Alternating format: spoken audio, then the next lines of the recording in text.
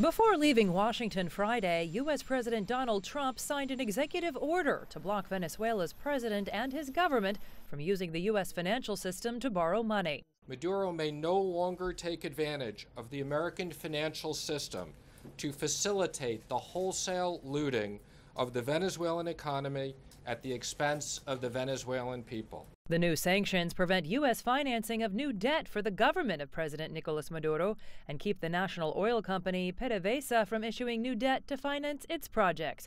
But the order does carve out some exceptions to protect supplies of food, medicine, and medical devices. Citgo, a Venezuelan-owned American refiner, also gets an exception. These measures will also undermine Maduro's ability to pay off political cronies and regime supporters and increase pressure on the regime to abandon its disastrous path.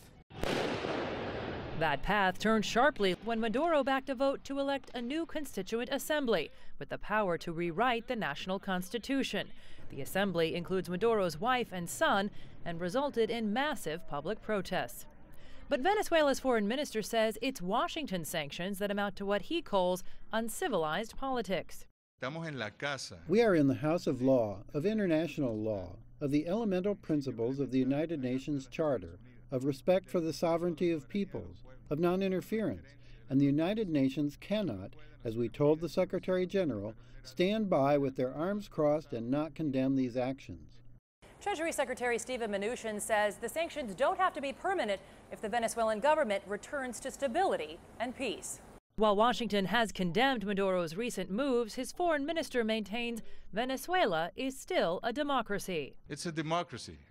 And I don't know what the United States is trying to make a strange case about Venezuela, but we're clear of our position, and we're going to defend our people and our democracy with all the means that we have.